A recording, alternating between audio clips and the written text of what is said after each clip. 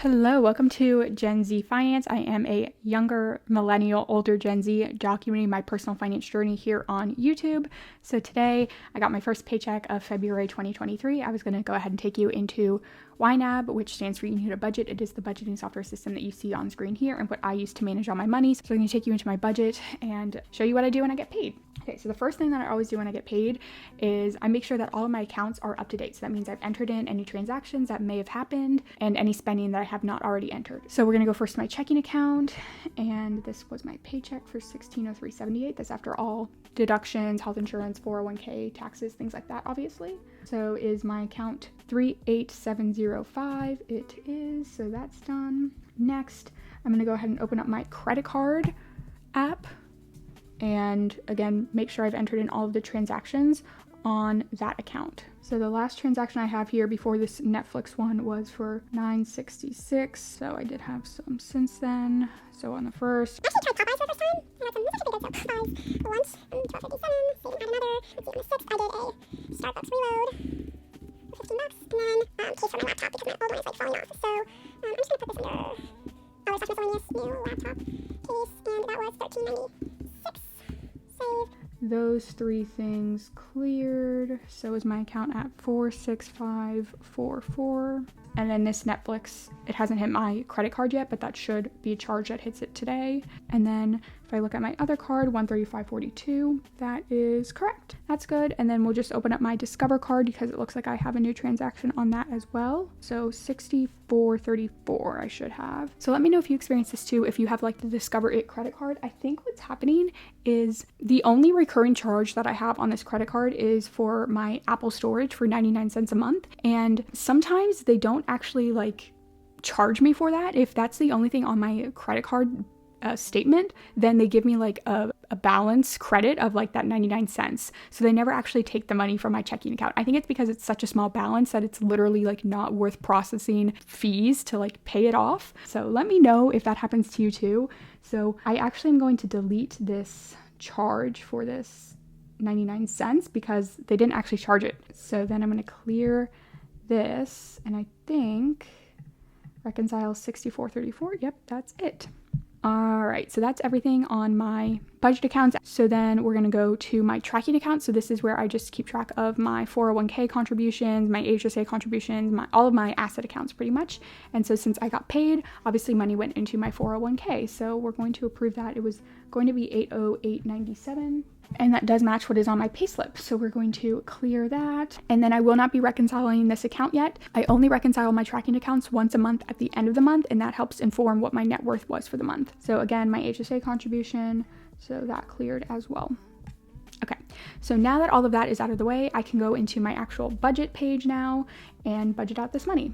So I'm actually going to turn on these progress bars. Okay, so you can see I have the $1603.78 up here in my ready to assign. That was my paycheck. Most of February is covered for. There are a couple things that I need to do in here, which we will take care of in a second. But I do budget 1 month ahead. So for the most part, the money that I get with this first paycheck of the month goes to funding next month's bill. So we're going to jump forward into March and take care of some of these bills. So the first thing is I'm going to do the $550 that I give to my mom every month. So I do live at home. This $550 covers my phone bill and my car insurance because I'm still under her name and her plans for those two things, but I do pay for them. I just, send her the money instead of giving it directly to the company. And then it also covers about $250 a month in groceries and household expenses. And then I don't pay a separate rent or anything like that. So I've actually canceled this net neutral subscription or put it on hold for the next couple months while I kind of debate if I want to continue to do it. Okay, then this monthly subscriptions is going to be $35. And I really need to move this Canva Pro off of my personal expenses. That is a business expense, but for the past couple months I've been paying it on my personal card. So I need to make that change because it should only be $35, and you can see it looks like it's estimating I'll be charged $47.78. So we don't want that. So then I'll come down to my annual subscription lines here, and the only one I need to put aside money for is my Chase Sapphire preferred fee. or reserve. I honestly don't know which one I have. Do I have the preferred or the reserve? Oh, I've got the preferred. It's the cheaper one. It's $95 a year. And then I can come back up here. I'm going to set aside the $75 that I need for my living expenses for next month. That covers gas, parking tolls, health and hygiene, and just other / miscellaneous costs. And then $170 a month for my fun money in all of these categories: dining out, entertainment, shopping, clothing, beauty. Well, I try to stick to 170, to be honest. Sometimes I go over, but sometimes I go way under. So it's an average. And then I'm going to take care of my giving. So my $75 for donations, $85 for gifts. And then I'm going to come back and cover this $20 for family giving with my second paycheck in February. So I'll still be 1 month ahead because it's still funding for March, but I'm just going to cover that with the second paycheck. So then I'm going to come back into February, and with the $605.87, I'm going to cover this $50 in the nephew number 2 line item. So my sister is pregnant, so I'm just setting aside money for like a baby shower and baby gifts and things like that. And then with the majority of this money that is left, I'm going to go ahead and cover the $550 for my Roth IRA. That leaves me $587. I'm going to go ahead and come down here to my move out fund. So this $97.06 that I put in here, this came from all of the interest that I earned on my savings account last month. I'm just gonna get this up to like an even $100, which I think I need $294. Yes. Okay, so I'm gonna just put that even 100, and then I will contribute more money to it with my second paycheck again in February. And then I've got $293 left. Okay, let's come up here to my other / miscellaneous. I'm gonna cover this with the last $10 in my living expenses. All right, then I'll do $293. And then for that last 37 cents, I will take that from my fun money. Okay, so I've already spent $27.57 in eating out, which not great, and I will probably be getting takeout tonight, so maybe that $17.43 will cover that if I do like DoorDash or something. So let's put another $25 from my fun money to dining out and see if I can keep it to $70 for the month. So the last thing I wanted to talk about before I wrap up this video is just, if you have seen my channel before, if you watched any of my previous videos and you are an eagle-eyed viewer, then you might see this new bonus savings line item with $40,000. And so all of this $40,000 used to be in my regular savings account.